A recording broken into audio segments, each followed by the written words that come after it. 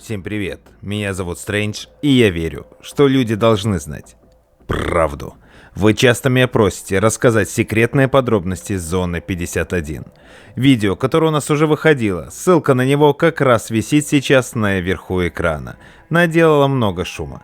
Все это время я искал новые секретные документы. Мои агенты анализировали сотни, если не тысячи различных документов, чтобы понять, где истина, а где вымысел. Но сейчас я наконец-то готов обнародовать страшные документы, касаемые реальной деятельности объекта Зона 51. Внимание, увиденное может вас шокировать. Поэтому, если вы не готовы, то лучше закройте видео и продолжайте жить своей обычной жизнью. В неведомье.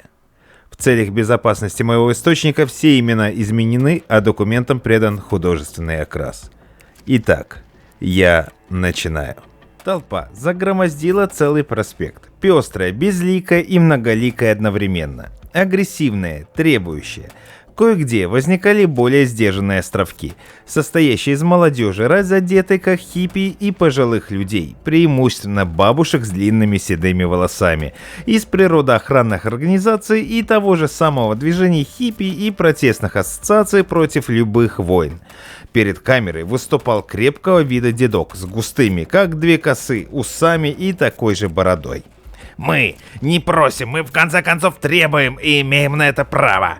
Верховенство законов, демократии и свободного общества. Наше правительство не имеет права организовывать какие-то подпольные базы на территории США за деньги налогоплательщиков. Молоденькая девушка-репортер, до этого чувствующая себя неуютно, снимая беснующуюся толпу, стала ощущать себя немного более уверенно, слушая размеренную речь старика. «Вы считаете, что это для нашей общей безопасности?» Дед усмехнулся, за его спиной кто-то прокричал. «Если власти не отдадут нам пришельца, мы сами его возьмем!» А сам дед продолжил. «Совершенно не считаю. Я сам бывший военный и прекрасно знаю силы и возможности нашей армии. Мы свернем шею любому агрессору, как это уже было с Милошевичем, Хусейном и прочими. Мы требуем обнародовать все действия, которые производятся в Зоне 51. Дед поднял руку со сжатым кулаком вверх, и его жесту ответило многоголосие, набирающее силу и скандирующее «Зона 51». И так повторялось много раз. На фоне слитого крика раздавалось «Здесь нам Невада, а не Вашингтон!» или «Пустите делегатов внутрь зоны!» Начальник внутренних и внешних караульно-охранных постов сидел у центрального пульта, просматривал изображение с камер наблюдения, фиксировал свой взор на любых отступающих от нормы обстоятельствах, анализировал их и, приняв решение о безопасности, отводил взгляд. Краем глаза он просматривал репортажи из разных городов США, в том числе и из Лас-Вегаса. Люди взбесились и требовали обнародовать секретные протоколы и исследования, проводившиеся или до сих пор проводящиеся в Зоне 51. О, и этот придурок туда же. Начальник увидел, как на импровизированный помост, сгроможденный на бронемашину Брэдли, залазит командир оперативного штаба Национальной гвардии. «Граждане, в лице руководства штата Невада я хочу приветствовать вас». Из толпы разнеслось громогласное и агрессивное. «Да пошел ты нахуй, российская свинья! Хватай его, парни! Мы все знаем о вашей обосранной Зоне 51!» Тут же из толпы медленно, насколько можно, мягко, но навязчиво вывели человека с накинутым поверх покрывалом. Из-под покрывала высунулась рука чернокожего мужчины, покрытая волдырями, струпьями и белесыми гнойными пятнами. «Вот Ноэ, он все рассказал нам! Мы знаем все об опытах над людьми внутри зоны!» Вдруг из толпы в сторону бронемашины вылетела бутылка, пока что просто с недопитым пивом. Еще одна и еще. Двое бравых солдат вскочили на помост и увлекли за собой командира нацгвардии. Бронемашина начала разворачивать пулеметную башню, ломая деревянный настил. Толпа немного поумолкла, отхлынула назад, а бронемашина начала уходить в сторону переулка с центрального проспекта. А основные посты не снимались. На центральном пульте зазвонил телефон. Начальник караульной службы прикрутил громкость телевизора и взял трубку. «Центральный пост, слушаю». «Да, видел. Ничего не думаю, но обстановка накаляется. По всей видимости, в толпе работают грамотные провокаторы». «Так точно. Все подготовим за 24 часа». «Долго?»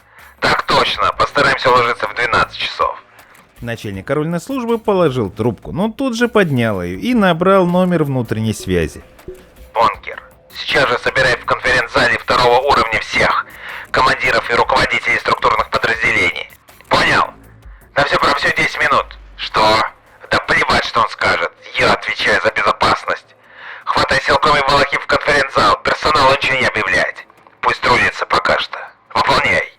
С 5-минутной задержкой в конференц-зале второго уровня, небольшом помещении для оперативных и секретных совещаний, за столом сидело 7 человек. Кто-то из них был одет в медхалаты, пару человек в черной робе. Начальник караульной службы встал во главе длинного стола.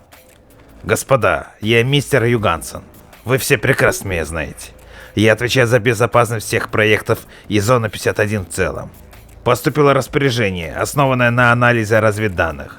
Необходимо подготовить базу к эвакуации, а в случае невозможности ликвидировать всю документацию и результаты экспериментов. Это распоряжение из центра. Начальник караула Югансен поднял палец над головой. Вперед выступил один ученый и сразу представился, сдержанно говоря и глядя на Югансена. В моей лаборатории более 50 человек штата. В настоящее время проводятся прорывные исследования. Как прикажете эвакуировать? Тут же голос подали остальные ученые. Повставали с мест, начали гомонить и размахивать руками. Молчали только техники. Им-то что? Собрали все опытные образцы в коробке и перевезли. А ученые, им было труднее.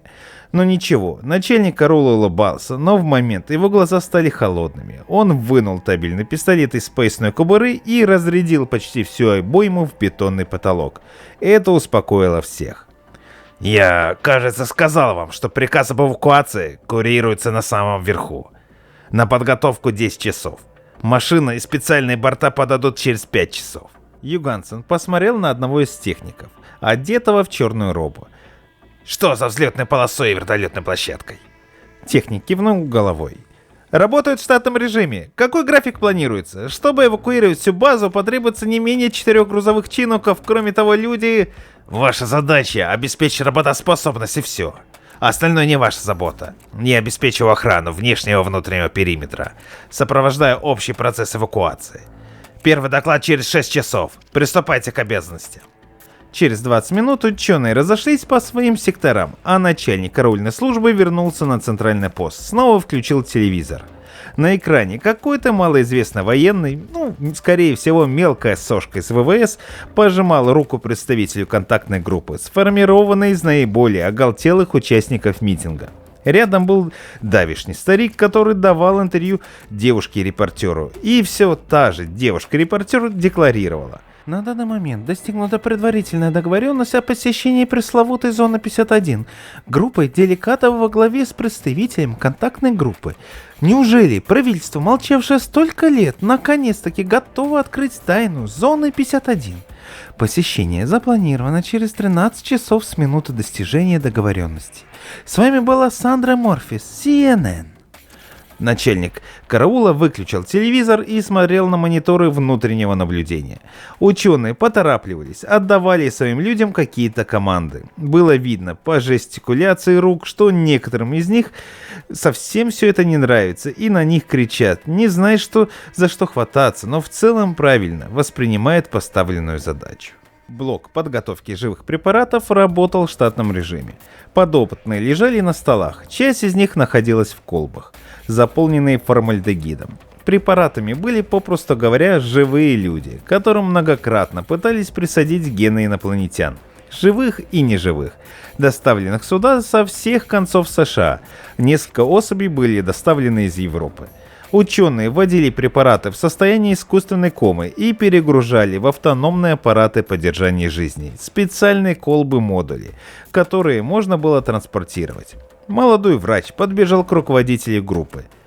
«Мистер Саита, модулей всего 20, а испытуемых 36. Что делать?» «Подготовьте препараты на стадии завершения исследований, а остальных подготовьте к утилизации. Я доложу начальнику караульной службы, пусть и он занимается, это его работа. Список наиболее подходящих препаратов предоставьте мне через 15 минут. Активируйте автомат инъекций. Дождитесь полного порожнения колб с препаратом. Потом включайте аппарат распыления фреона. Выждите контрольные 5 минут, простимулируйте током, если ответа не будет, готовьте гибрид к отправке. Все ясно. Молодой ученый в несуразных очках, лопоухий, отрывисто кивал головой. Он боялся этого места. Он боялся гибрида в громадном стеклянном кубе. Боялся своего начальника. Но каким-то образом сумел стать помощником при проведении испытаний. Состоял на должности и получал нехилую, я вам скажу, зарплату. Гибрид пребывал под воздействием мощных препаратов. Костистое рептильное тело покоилось на дне стеклянного куба, изредка вскидывая продолговатую голову, шипя и издавая пощелкающие звуки. Гибрид являлся первым прототипом, выведенным посредством генной инженерии. Гены рептильного инопланетного существа были внедрены в самки варана, которая смогла дать потомство.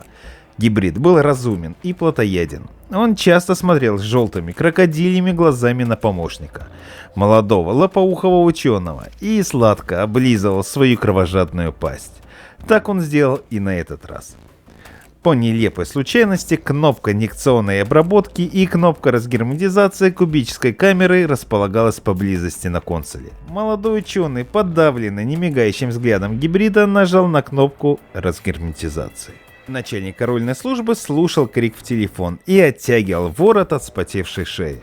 Волосы вставали дыбом. На фоне криков и боли и ужаса кто-то орал в трубку. Центральная лаборатория гибридизации, помогите, пожалуйста, особь вырвалась на свободу. Господи, помилуй, помогите! Голос оборвался криком боли. Начальник караула увидел на мониторе, как здоровенная 200-килограммовая особь раскидывает ученых, хватает их когтистыми лапами, сжимает. Одному из них, какому-то лопоухому дистрофику, особь просто оторвала голову. Нужно было действовать немедленно. Начальник караула подтянул к себе микрофон внутренней связи и консоль управления внутренними переходами. Набрав комбинацию, он наглухо закрыл отделение исследований стальной гермодверью. Но поздно. Особь уже была в коридоре. Первый и второй отряды изоляции, боевая тревога. Готовьте тяжелое вооружение, блокировать ответвление 5. Сама исследовательская база представляла собой громадное фортификационное сооружение, состоящее из центрального круга, разделенного на различные службы обеспечения. А от центрального круга лучами, коридорами ответвлялись лаборатории и исследовательские помещения. Каждый коридор блокировался автоматически. Начальник караула принял тяжелое решение, которое казалось ему верным – активировать автоматические огнеметные установки, которые просто зальют все помещение рекой горящего напалма, уничтожив людей вместе с особью. Люди и так были не жильцами. Последнее, что начальник караула Йоганссон увидел на мониторе наблюдения, повергло его в ступор. Здоровенная рептильная тварь стояла напротив гермодверей и тыкала пятерней оторванной руки руководителя лаборатории в сенсорную панель двери, пытаясь тем самым открыть ее. Замок срабатывал от прикосновения руки к датчику, считывая отпечатки пальцев и ладоней. Тварь знала это и пыталась использовать. В следующее мгновение сплошная стена огня уничтожила все в помещении. Трансляция изображения также прекратилась. Камера банально не выдержала температуры. Через час после назначенного времени контактная группа делегации входила на территорию базы 51. Группу сопровождали репортеры всех центральных телеканалов. Группе были продемонстрированы наземные цеха для ремонта самолетов, административные и технические сооружения. Были открыты даже подземные убежища на случай ядерной войны. Но ничего, кроме бетонных стен и устаревших консолей связи, никто ничего не увидел. Через сутки толпы митингующих стали покидать площади и проспекты городов штата. Тайна была открыта, и граждане США успокоились. Если вы думаете, что это не доказательство существования инопланетян, то вы правы. Доказательств намного больше, и на нашем канале мы раскроем все тайны и доказательства их присутствия. Подписывайтесь на канал и высылайте мне на почту свои истории, связанные с пришельцами. Контакты вы найдете в разделе о канале. Если я вам не ответил, значит я еще проверяю вас. Ведь специальные службы всех стран объявили охоту на меня. Но вместе мы заставим власти раскрыть всю имеющуюся у них информацию. Ведь люди должны знать правду.